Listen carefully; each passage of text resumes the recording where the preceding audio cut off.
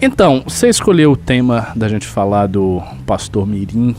Eu acho que é um tema interessante para nós dois. Você é ateu, eu sou religioso, mas em comum nós temos o ódio a esse moleque nojento que tá aí tentando enganar as pessoas. Vamos reagir a ele. Eu via várias coisas desse menino aí. Ele dizendo que tava falando em línguas. É isso aqui? Assistindo Pastor Mirim até meu cérebro A gente vai ver aquele vídeo lá que você mandou, Espectro? É ele mesmo? Se vocês quiserem, né? Pode colocar. Então vamos lá. Tá. Aí é coach, é picaretagem com teatrinho performático que nem vocês estão vendo agora. É café com Deus Pai, que é uma breguice pura. Não, é tudo errado. A estética é uma merda.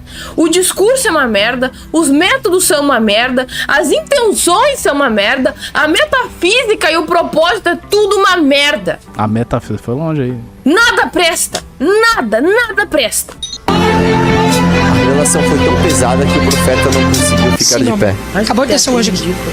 É isso mesmo, a gente tá reagindo ao react do react Desceu do hoje, react. pessoal. É o Inception. Engraçado que ele cai e não bate a cabeça, né? Vamos ver se ele Grande bate a cabeça. Manda espelho. toda a igreja abrir a boca. Ah, agora que ele tava seguro. Ah, ele caiu?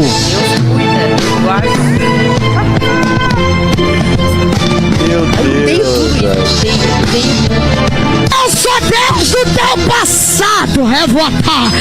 Ele me canta lá. Aleluia! Glória a Deus! O sangue de Jesus Cristo agora! Aleluia! Sinto o poder de Deus! Odeio esse sotaque evangélico maldito. Morra! Eu sou Deus que conhece os teus Pausa, volta um pouquinho, só pra gente pegar a cara do cara. Aleluia! Glória a Deus! Um pouquinho mais. Eu virei de evangélicos e acertei no caos. Assim, realmente, você se submeteu a isso, cara. Você foi nesse palco desse lugar que tem esse picareta. Você, muito provavelmente, você deu dinheiro pra ele. Aí você ficou com essa cara de merda, olhando pra ele e acreditando. Tipo assim, esse moleque está falando comigo. Na verdade, é Deus, através de um anjo, que está usando o corpo dessa criança pra falar comigo. Por isso eu preciso dar dinheiro pra ele. Você realmente acreditou nesse cara, velho?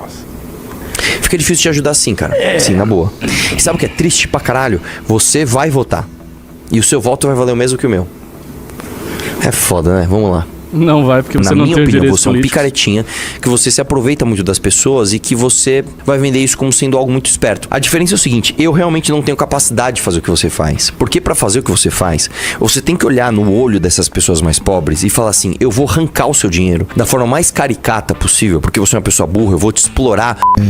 Miguel, com essa covardia, eu vi que também o Arthur Duval falou, né? Cara, ele... O Arthur Duval, crente? Eu não sei. não é crente, é um sem noção. Que foi pra Ucrânia, Olha lá. em plena guerra, mandou um áudio querendo Falou lá das mulheres. foi falando das mulheres. Ai, O cara sem pausa. noção. Puta, o cara quase... Mano, o cara tava quase sendo processado. Vai. Aí o puto, o cara interrompeu. Que pena, vai lá. Que vem pra Paulista vestido de uma fantasia com órgão genital de uma mulher. Esse cara não merece. Meu lindo, desculpa, você tá confundindo tudo, cara. Eu nunca fui pra Paulista vestido de vagina. Eu fui num seminário da USP, que você provavelmente seria contra também, né? Mas tudo bem, continua lá, vamos ver. Sem respeito nenhum. Mas o que ele falou de você? Não, chamou meus pais de pilantra, falou que eu era cara, uma centena de absurdo. Ele é aquele quinta. Pausa! Kataguiri? Eu não acredito! Meu Eu Deus não do céu. acredito! Como esse guri gagueja, vai tomar no seu cu. O pastor Miguel, o enviado de Deus, como é que ele chama? Eu entendi um viado de Deus, e daí eu pensei de novo, um enviado de Deus. Não é Messias, como é que chama? Não é ele Missionário? Não é missionário, tem um nome, cara. Profeta. O profeta de Deus que fala em línguas. Ele fala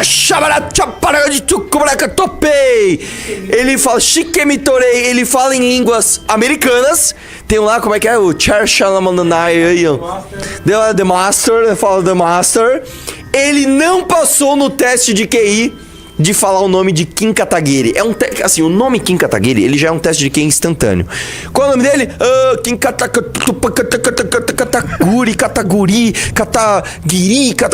Kim Kataguiri.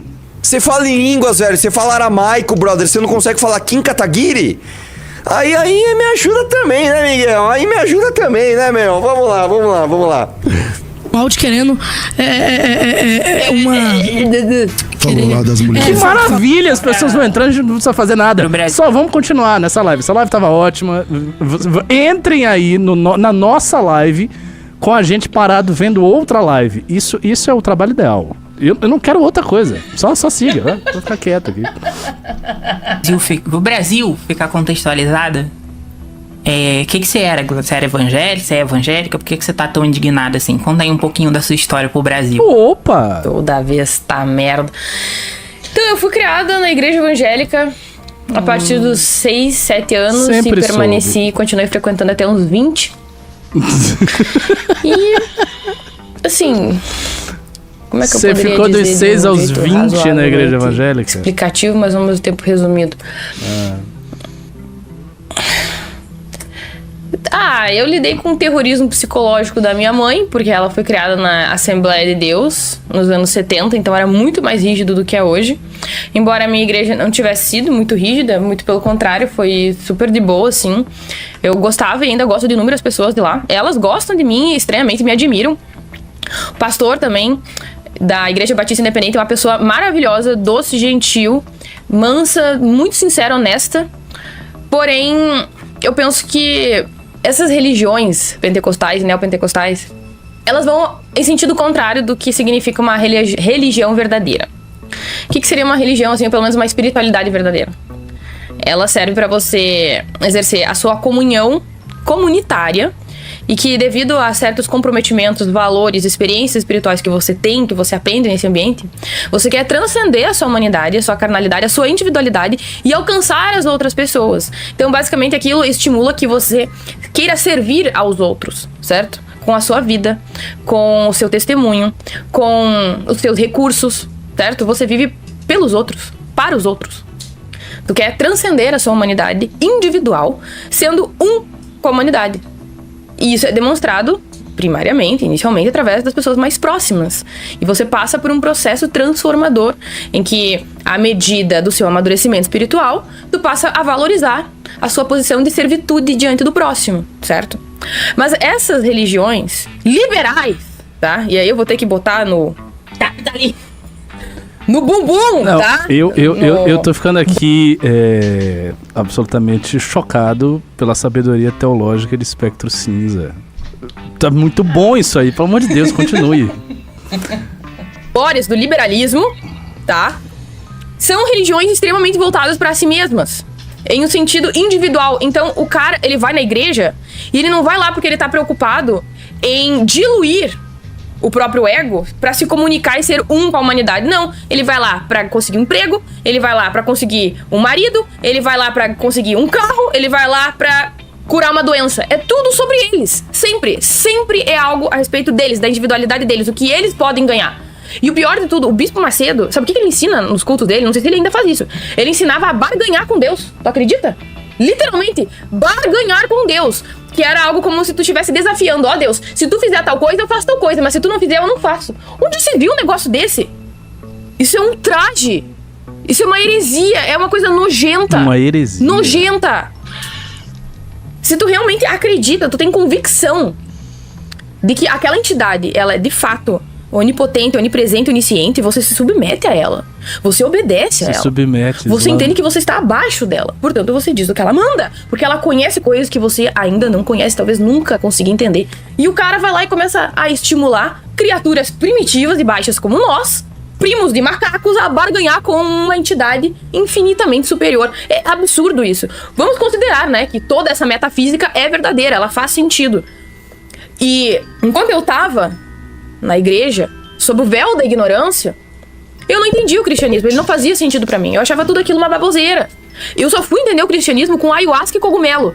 Aí eu entendi a verdadeira natureza do cristianismo e da espiritualidade que é compartilhada entre praticamente todas as religiões do planeta. Que se trata sobre perdão, justiça, compaixão e diluição do ego. Sobre aceitação. Assim, é literalmente um período, o zeitgeist espiritual que nós vivemos hoje, de venda de religiões em uma prateleira de um shopping. Madre Espectro Shopping, com embalagens diferentes, marcas supostamente diferentes, mas na verdade é tudo endossado. Madre Espectro, com o mesmo tipo de motivação. Amém, ascensão individual. Barganha com Deus. E assim, produtos muito ruins, como eu falei. É a cópia da cópia da cópia da cópia da cópia. É o crack do crack. É o crack do crack, não tem outro jeito pra definir esse fenômeno religioso, esse zeitgeist religioso que a gente vive hoje em dia. Aí é coach, é picaretagem com teatrinho performático que nem vocês estão vendo agora, é café com Deus Pai, que é uma breguice pura. Não, é tudo errado. A estética é uma merda, o discurso é uma merda, os métodos são uma merda, as intenções são uma merda, a metafísica e o propósito é tudo uma merda. Nada presta, nada presta. É o crack do crack. Aí tu vai lá, na prateleira do shopping, né, de uma lojinha ali, e escolher qual crack do crack tu vai querer pra sua vida. Porque essa aqui combina mais comigo, né? Esse aqui tem o café com Deus Pai. Esse aqui não tem o rugido do leão de Judá. Impressionante, é nojento. Propósito aí, uma referência véu da ignorância. Rapaz, isso foi espetacular. Eu assim, subscrevo completamente tudo que você disse, assino embaixo, assim. Queria eu que os cristãos tivessem a sua clareza espiritual demonstrada por uma pessoa que nem acredita na existência de Deus. É exatamente isso que você disse. São contrafações de religiões autênticas que lidam com a credulidade humana em vários níveis. Eu acho que o jogo que esses caras fazem é um jogo que também não depende só da credulidade ou só de uma predisposição, digamos assim, a crer no espiritual, porque eles se valem de muitas técnicas que são técnicas bem mundanas, né? Então eles usam uma linguagem ali que claramente é moldada por marketing. Muitos desses caras usam técnicas de hipnose, a gente sabe disso. Tem um hipnólogo que mora em Salvador, o Carreiro, um dos grandes hipnólogos do Brasil. Cheguei a conhecer esse cara. E que ele confirma que tem vários e vários pastores que fazem cursos de hipnose com ele, inclusive, pra hipnotizar as pessoas. Curso de hipnose. Saiba disso aí. Na sua lista aí de argumentos, pra você falar de religião, saiba que tem uma galera aprendendo hipnose pra hipnotizar os outros, em igreja. Então, é toda uma linguagem, um tipo de direcionamento emocional que eles fazem que não é só a credulidade. Tem a ver com essa coisa do coach, da cultura dos coaches, dos cursos, de toda essa picaretagem que a gente vê no Brasil. Tudo isso, assim, é lamentável. Eu fico mais pensando ainda o seguinte, que eu acho que um moleque desses e esses pastores, eu até comentei isso no meu Twitter, eu acho que eles são ateus, mas não são ateus como você, que é uma ateia sensível. Eu acho que eles são ateus enganadores, no sentido de que o cara não acredita em nada disso e finge de maneira maliciosa pra extorquir grana das pessoas. Porque é muito, assim, eu tenho muita dificuldade de entender como um moleque desse, ou pessoas que fazem esse tipo de coisa, não são ateus, não são pessoas descrentes. Como seria possível essas pessoas crerem fazendo o que... E veja, isso não é um argumento moralista, porque eu entendo perfeitamente pessoas que creem em Deus e fazem coisas terríveis. Eu não acho... claro, há uma contradição, você pode falar que há uma contradição entre o discurso moral que está no cerne da religião, mas há formas de interpretação que estão no seio da própria religião, que é bastante ambivalente, que permitem esse tipo de coisa. Então, por exemplo, falar do islamismo, que é a minha religião. Eu consigo entender perfeitamente um cara que vai e se mata e mata um monte de gente e comete um ato suicida.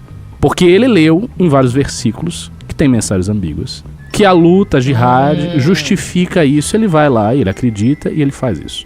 E no coração dele, ele tá fazendo uma coisa que é boa. Ele tá lutando pela fé e tal. Mas este exemplo do cara que tá claramente fingindo um dom espiritual, que ele não tá falando em línguas, então assim, ele sabe, ele tem acesso à sua própria mente, ele sabe o que tá acontecendo dentro da mente dele, ele sabe que ele está em vigília, a mente dele tá funcionando perfeitamente normal e não tá acontecendo nada, e ele finge isso de forma descarada, e aí volta e levanta, porque o anjo do Senhor me disse que era pra dar o seu dinheiro. E aí o cara chega lá e abafa o seu dinheiro. Este cara não acredita em nada do que ele tá fazendo. Eu não acho que ele acredita em inferno, eu não acho que ele acredita em anjo, eu não acho que ele acredita em Deus, eu não acho que ele acredita em porra nenhuma. Eu acho que ele acredita no velho poder de Mamon, no poder do dinheiro, entendeu? Na grana do bolso. Então é isso que eu vejo. E assim, é triste. Do meu ponto de vista, as pessoas terão um destino terrível. Elas vão, sim. O destino pós-mortem delas será muito ruim. E considerando que não haja, né, partindo da premissa ateística, essas pessoas deveriam ser escorraçadas do convívio normal da sociedade.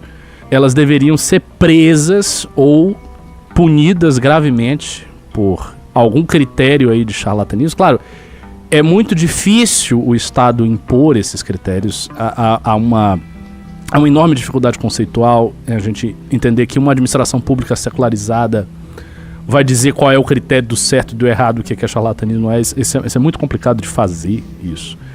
Mas, de alguma maneira, seria interessante que a sociedade tivesse os anticorpos para excluir essas pessoas. Talvez vindo das próprias religiões. Se a religião protestante no Brasil se organizasse de tal maneira a ponto de impedir essas pessoas de fazer o que elas estão fazendo. Claro, também é complicado pensar nisso, porque a administração da religião protestante não é uma coisa unificada. Não é uma instituição, como a Igreja Católica é uma instituição e todo mundo obedece ali. São várias instituições. Então, uma pessoa tranquilamente pode abrir a sua própria igreja, se dizer um pastor inspirado e começar a fazer essas maluquices. E o controle disso se torna muito difícil. Mas, por outro lado, eu também concordo muito com o Arthur, e quando eu vejo vocês argumentando e comentando, uma pessoa que acredita nisso, ela tá forçando muito a barra pra ser enganada, né? Assim, porque tipo, tá, beleza, dá pra acreditar em muita coisa, mas você olha um moleque desse, você realmente acha que esse moleque tá recebendo um anjo? Ele tá fazendo esse mise-en-scène? Claro, o desespero humano, né? Às vezes a pessoa tá numa situação e quer acreditar em qualquer coisa, ou tá acostumada com essa linguagem, tem as outras reverberações que eu citei aqui que apegam de alguma maneira, mas, bom, é isso que eu acho. Ricardo, tu acha que esse guri ele já pode ser configurado como um pilantra ou só os pais dele? Ele tem 14 anos. Eu acho que ele é um pilantra. Eu tava conversando sobre isso com o Aloysio ontem e o Guilherme. O que tu acha? Glenda, eu acho que responsabilização moral, ela é bem cedo, viu? Essa ideia meio moderna que a gente tem, que as pessoas só têm uma responsabilização tardia, eu não acho nada disso. No mundo antigo as pessoas se responsabilizavam muito cedo. Eu acho que esse menino sabe o que ele está fazendo, tá? Ele tem 14 anos, ele sabe o que ele está fazendo, ele sabe que é fingimento. Agora, se descobre que os pais dele estão obrigando ele a fazer isso e, sabe, forçando o moleque, ele não quer fazer e os pais ficam... Aí é diferente. Mas se ele faz de livre e espontânea vontade o que ele quer fazer, ele é pilantra, e os pais são pilantras e estão criando um pilantrinha. E é isso mesmo, pilantrinha safado. E que vem aqui falar mal do pessoal do MBL, esse pilantra vagabundo.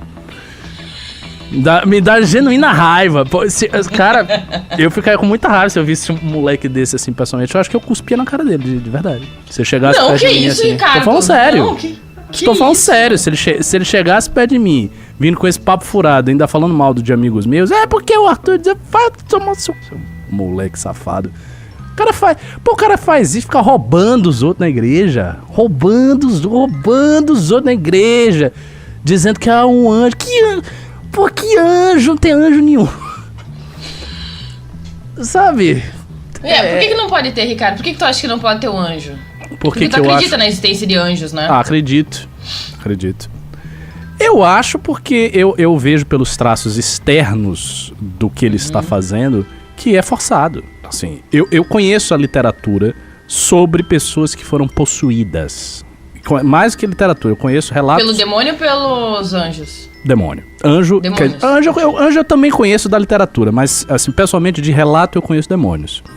Então, por exemplo, eu tenho um amigo meu que é uma das pessoas, vou dar um relato primeira mão, daquelas que você vai dizer. Eu não estou inventando, eu estou dando realmente um relato. Tem um amigo meu que ele é um dos fundadores do MBL Bahia, uma das pessoas que fez. O Vitor diz: exploda ele, professor. Exploda ele. Assim, certamente eu posso garantir que no Oriente Médio esse cara nem iria estar lá fazendo esse tipo de proselitismo, até porque em terras islâmicas o proselitismo religioso é crime. Você vai pra cadeia se fizer. Seja igreja boa, igreja má, não pode. As igrejas autóctones têm um certo espaço de liberdade, Mas você não pode fazer proselitismo religioso em terra islâmica. Mas enfim. Eu também não teria muito espaço lá, não. Mas eu tenho um amigo que é um dos fundadores do MBL Bahia, que a mãe dele, ela era do candomblé por muito tempo, assim, viveu a vida toda. E a uma certa altura ali do processo dela, ela foi possuída por uma entidade. E na possessão, ela perdeu as faculdades de funcionamento normais. Ela começava a se jogar no chão, ela imitava cachorros, ela ficava uivando, se rasgando. Um processo, assim, tenebroso. Tanto que ele teve que amarrar a mãe, dar comida na mãe amarrada. A mulher amarrada, presa, recebendo comida, porque tava louca. E aí ele teve contato com um exorcista da Igreja Católica, né? Um exorcista que é ligado ao Mosteiro de São Bento, um dos mosteiros mais antigos do Brasil, o Mosteiro de São Bento, Salvador. E esse exorcista, Frei Gregório, foi até a mãe dele e fez o exorcismo, mesmo, conforme tá lá nas regras a liturgia latina do exorcismo. O cara fez lá o exorcismo. E a mulher se curou, ela voltou a ficar normal. Isso é um caso que, pra mim, se ele relata, ele é um cara confiável, eu sei quem é. Ele me relata isso, ele me descreve isso. Isso bate com uma literatura que eu conheço de possessão, que existe. Isso é uma literatura multissecular. Isso acontece, tem um exorcismo. A minha conclusão, que pra mim é muito natural pensar desse jeito, realmente ela foi possuída, aconteceu isso, houve o exorcismo feito por esse exorcista e funcionou. E é isso. Isso é um relato ok. Por quanto tempo ela ficou possuída? Eu não sei dizer com precisão.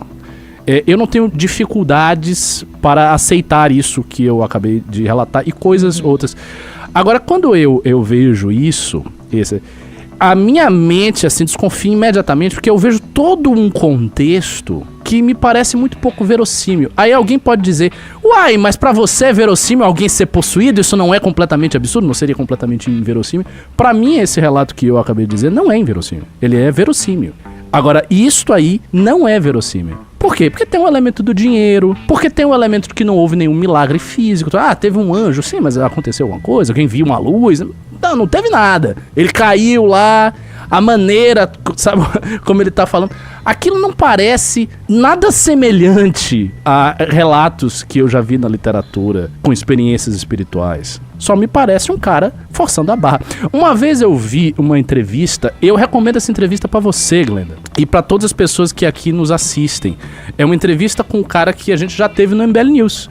A gente já conversou com ele no MBL News. Foi um dos MBL News mais estranhos que a gente já fez em todos os tempos. Tava eu e o Renan e o pastor Caio Fábio.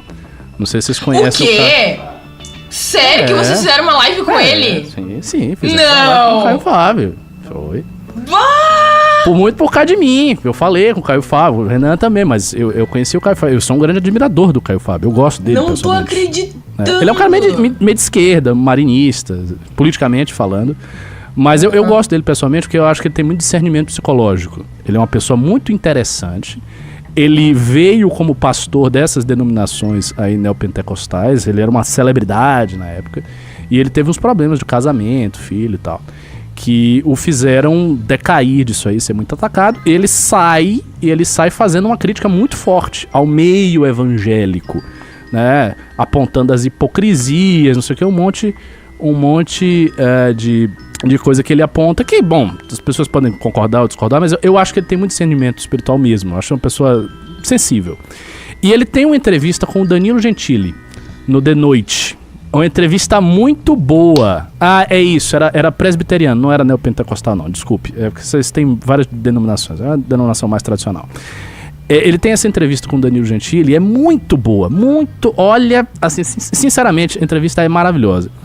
E a uma certa altura do campeonato, o Gentili, que é protestante, o Danilo é protestante, é cristão, praticante. Não sabia que ele era protestante. Ele é, o Danilo é, e tem fé, é um cara que pratica. Ele pergunta ao Caio Fábio, daquele jeito descontraído dele, sim, mas esses milagres aí, não sei o que, essas curas. E aí o Caio Fábio diz o seguinte, olha, eu acredito, e ele relata, mas essas coisas não acontecem com horário marcado, porque o pastor falou, sabe, não é controlado desse jeito, não tem um holofote, que aí, mas agora o cara tá lá, agora ele vai enxergar. esse tipo de presepada já mostra que é falso, que é forçado. Que é basicamente aquilo que eu vejo genuinamente. Vou dar outro relato, um segundo relato. Nesse caso não é possessão, é relato de cura. Esse eu tive de uma ministra da igreja, não é uma igreja cristã, é uma igreja japonesa, chamada Igreja Messiânica. Foi fundada por um líder espiritual japonês, Meishu Sama, uma igreja moderna, né? E aí eu conversei com essa ministra. Porque eu gosto, e eu acabo aprendendo as coisas de religião, porque eu converso com pessoas religiosas, eu tenho contato. E futuramente eu quero fazer uma pesquisa de campo.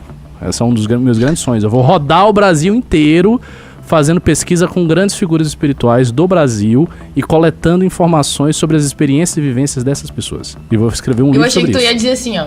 Um dia eu vou fundar uma religião. Deu, nossa! Não teria o atrevimento de fundar uma religião.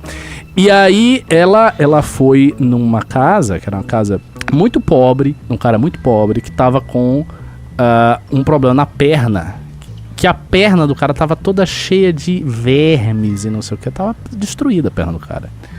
E aí ela ficou fazendo o jorei, que é o procedimento que eles fazem, né? Uma imposição de mãos. Eles temos o Ricari aqui fazendo jorei. E ela disse que ele foi fazendo jorei e que a perna do cara começou a sair um monte de verme da perna quando tava fazendo o jorei. E a perna que tava assim, desse tamanho, inchada, ela foi desinchando. E limpando os vermes todos, no momento que ela fez o jorei. Qual é a relação aí? A mulher foi lá, uma casa, não pediu dinheiro, fez o procedimento que ela acredita, aconteceu alguma coisa que ela viu. E aí ela relatou, e isso é um relato que fortalece a fé de que ela está fazendo alguma coisa que tem algo, ou seja, que algo está intervindo aí. Quando eu ouço um relato desse, eu também acho aceitável. Agora, essas presepadas que essa galera faz, aí não dá. Aí é gente, entendeu? Enganando os outros. E sempre envolvendo, obviamente, dinheiro, né? Algum tipo de vantagem e tal. Vocês chegaram a ver o podcast que o Miguel foi? Esse moleque aí? Isso. Não, eu vi um trecho que ele tava se justificando. Com mais um pastor, ou dois pastores? Não sei. Eu vi um trecho que ele tava se justificando com esse jeitinho de psicopata que ele tem, né? Que ele fala assim, tudo assim, meio malaco, sabe? O menino parece meio malaco. Aí ele tava lá se justificando. Não, pô, eu peço lá, e se eu quiser pedir 10 mil reais? E aí, e se o cara der? Não tô brigando, não tô botando arma na cabeça. Eu vi um trecho desse moleque falando isso, entendeu? Ele fala de um jeito, você sabe, que me lembra um pouco o Nicolas. Lembra um pouco todos... o Nicolas, o deputado. Todos esses caras, assim, é um jeito meio... Marçal também, todos eles se parecem. É um jeito assertivo, eles são assertivos, ao mesmo tempo meio provocativo, ele não deixa você, né, subir, montar nele, ele vai lá e ele é agressivo, e com esse jeito agressivo, ele impele a pessoa a supostamente a ter uma posição ali de ficar, será mesmo? Tal. Isso é uma técnica de debate. Inclusive, eu me pergunto se durante a pregação ele dá o que o Arthur Duval chama de pulinho do picareta. Vocês conhecem o pulinho do picareta? Não conheço. Como é que é o pulinho do picareta? Claro que dá. Ele fica assim, aí ele começa a fazer assim. Enquanto ele está... É claro, isso faz parte. Discursando e dá um negócio assim, ele dá um pulinho do picareta. Eu me pergunto se ele dá o pulinho. É possível. Mas é igualzinho, assim. É bem possível. Mas político também faz muito isso. Ele, Marçal, essa galera toda é muito... estão falando do Edir Macedo. Não, ele não se parece com o Edir. E, inclusive, eu acho que o Edir é um outro caso. Eu não acho o Edir Macedo um picareta, como as pessoas imaginam. Estou falando uma coisa polêmica. O quê? Tu acha que o Edir Macedo não é picareta? Não acho que ele seja só um picareta. Não acho que ele seja só um picareta. Tá. Eu acho que o Edir Macedo é um cara dominado por demônios. Eu acho que o caso do Edir Macedo é pior. Eu acho que o caso do Edir Macedo é pior do que desse menino e de Marçal e companhia. Eu acho que o Edir Macedo é um caso muito parecido, embora não seja um criminoso, enfim, como o João de Deus. São figuras que entram na espiritualidade, são tomadas por demônios mesmo. Eu acho que tem vários demônios regendo o que ele está fazendo, tocando ele em vários lados. É isso aí. Que é a mesma coisa que daquele João de Deus, que era um cara que fazia curas espetaculosas e tal, aquele médium famosíssimo, estuprou meio mundo de gente. Eu acho que são pessoas dominadas por demônios. Que existe também. Tem também relatos, vários tipos de relatos aqui.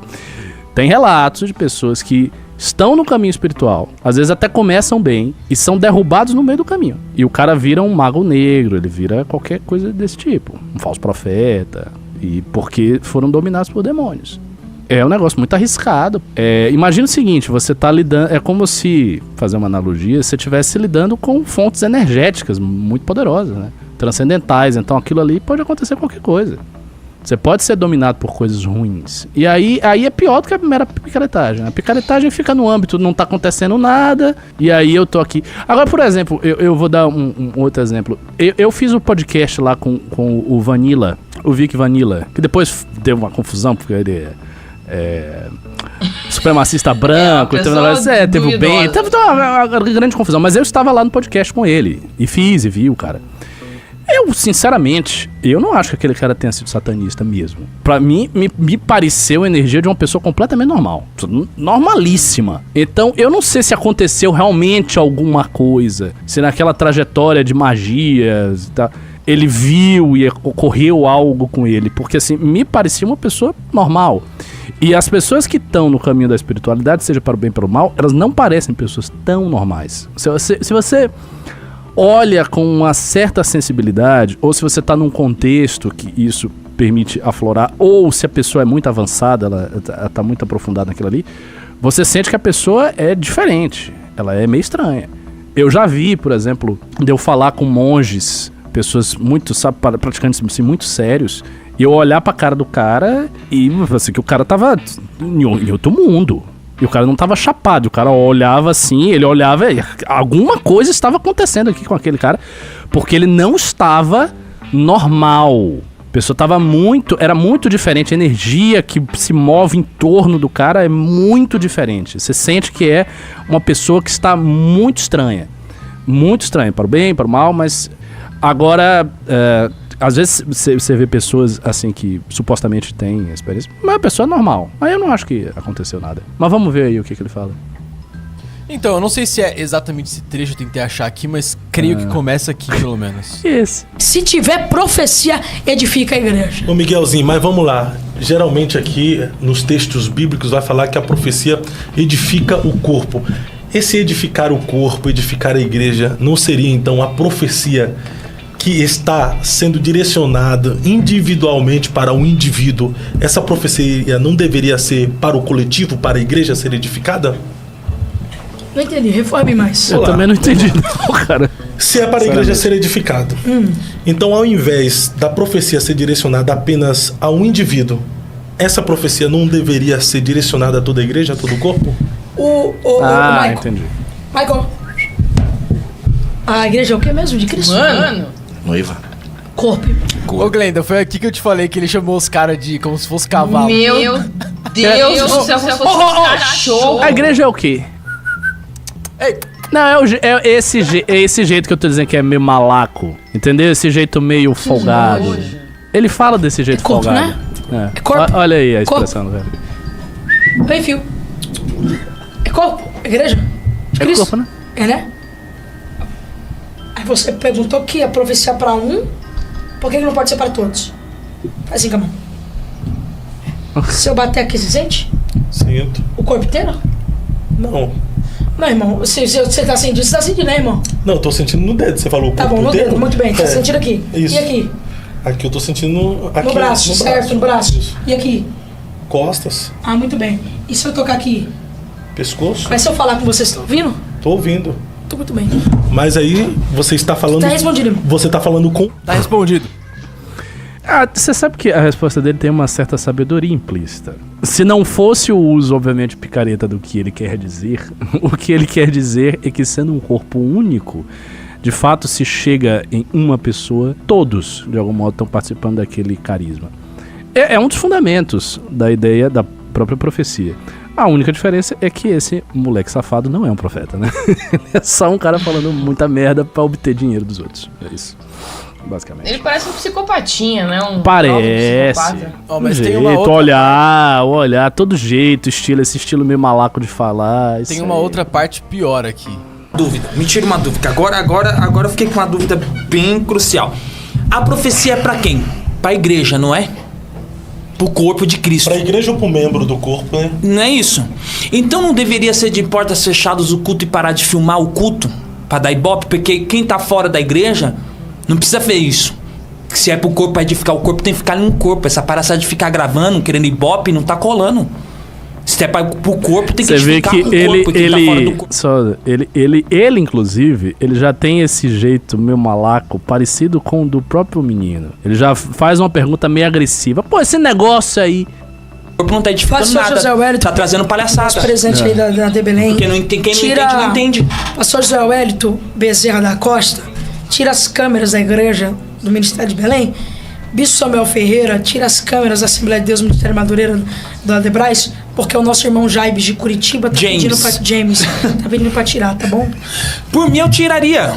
Eu não posso chegar a me afrontar todos esse povo. Mas se esse povo tiver consciência do que é Deus e o Espírito Santo, essa palhaçada de câmera vai acabar e vai voltar nossos cultos ser original. Porque quando tava de porta fechada, sem câmera, sem ninguém gravando, muitos mover de Deus acontecia lá dentro. Quem queria ver, chegava pra dentro, passava a gente por fora e entrava pra dentro. E não tinha essa zombaria. Eu já vi muita gente ser preso por causa de câmera de segurança.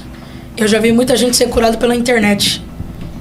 E muita gente não pode ir pro culto por outros motivos. Então, quando um culto é transmitido pelo YouTube, não é por causa de ibope.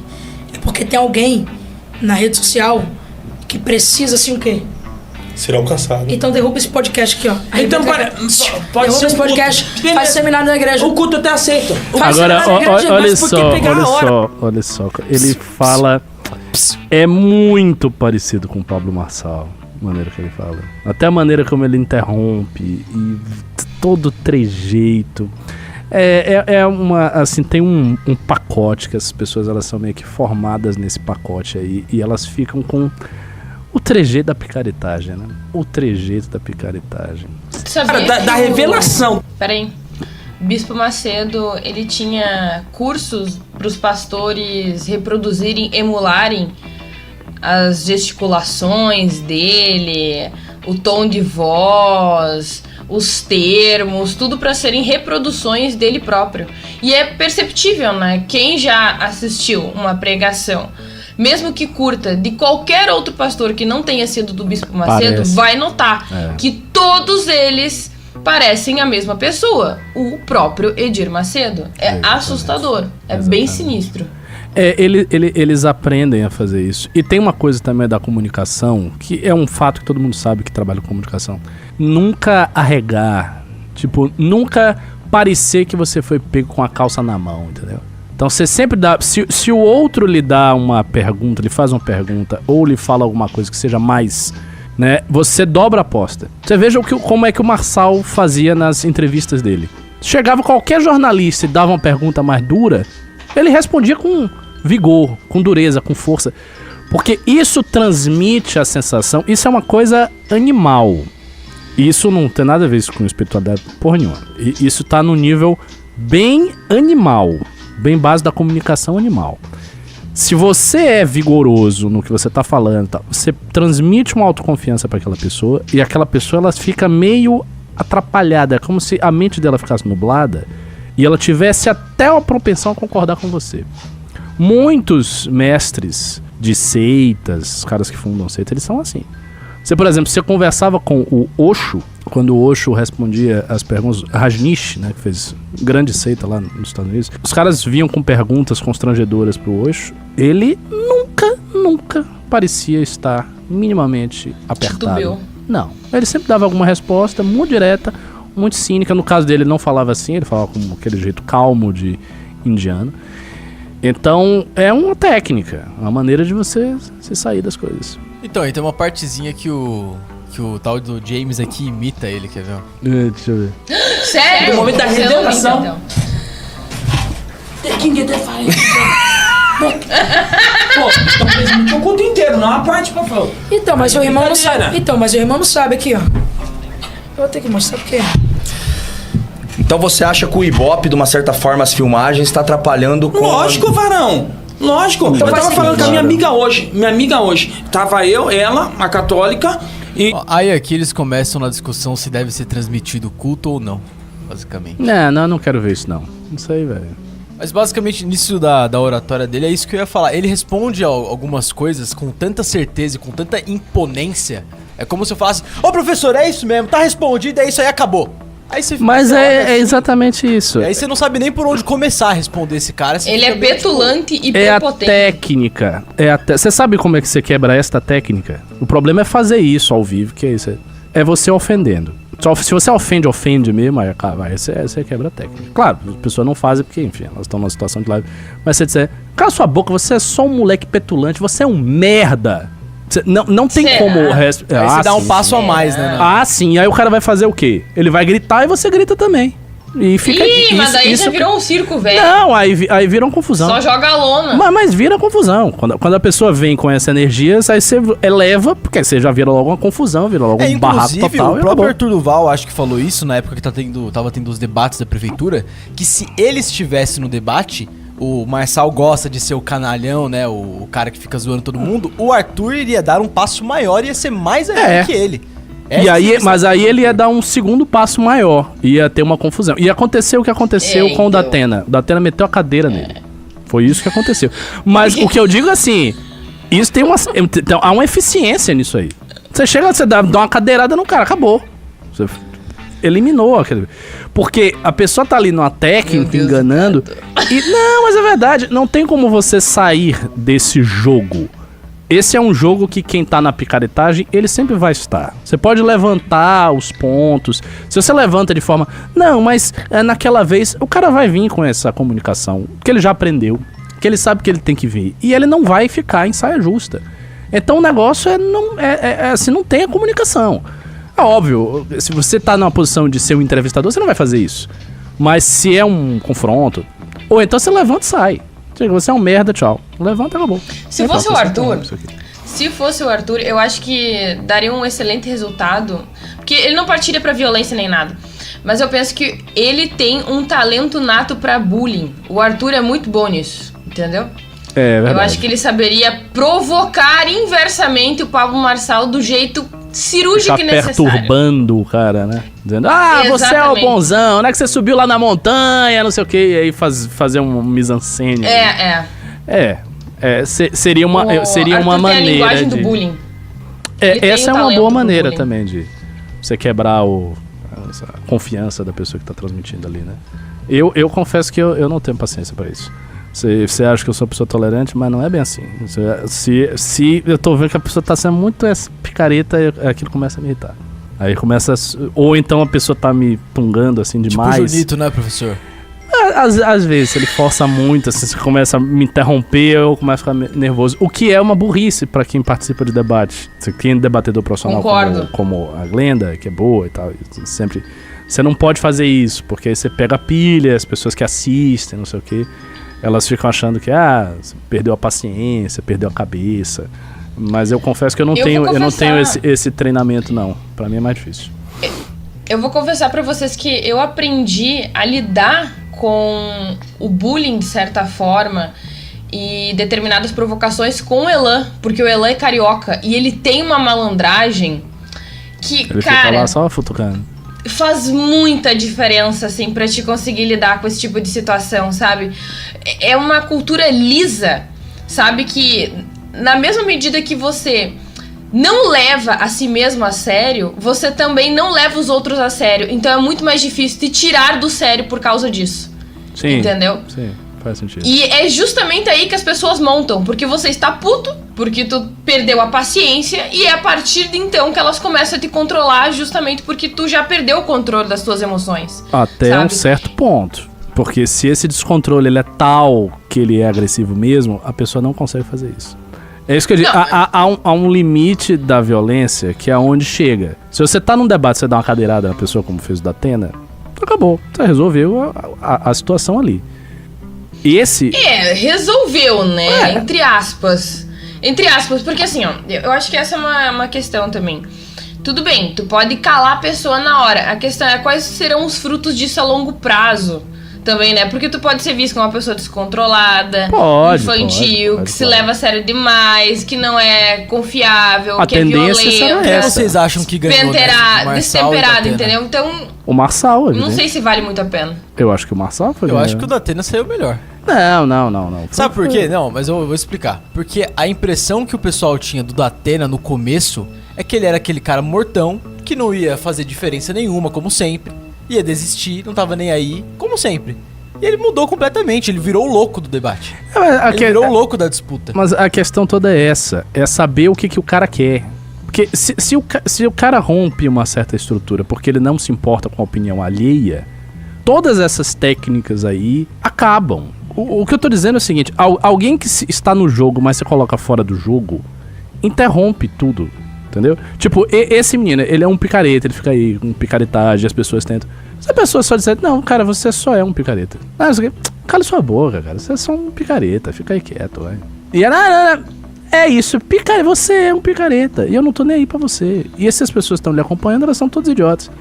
E você sai da lógica, aí você desmonta a pessoa também.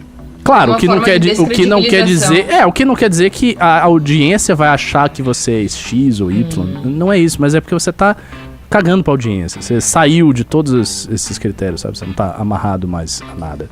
Lembraram aqui no chat da vez que o Arthur se encontrou com o Kogos na Paulista e ele apertou as tetas do Kogos. Isso é sair do contexto. Porque o Kogos, não, quando eu te ver eu vou quebrar sua cara. Isso é sair do contexto. E você deu um maravilhoso exemplo do que é sair do contexto. Pois é, o cara chegou e apertou a teta. E agora, você vai fazer o quê?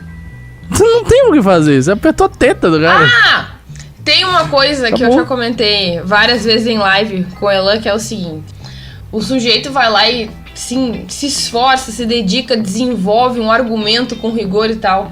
Aí o sujeito, inversamente, ele dá um peido. Mano, acabou. Exato.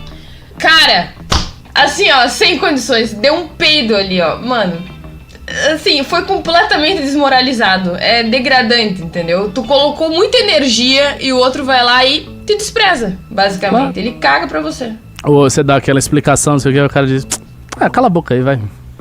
E segue o outro assunto. O que você vai fazer? Nossa, é terrível, é terrível. Nossa, é muito humilhante, meu Deus. Então, ironicamente, então diz, você é um profeta, pô, o anjo tá falando com você agora, meu mano, o que ele tá falando aí? Tu que é o bonzão, né? Tu que é foda. Me diga aí, pra eu jogar na loteria. Mas os anjos, porque o anjo não sabe o futuro? Eu quero jogar na loteria, me fala aí o número da loteria. Aí você também, tudo o que faz você sair dessa lógica, agora...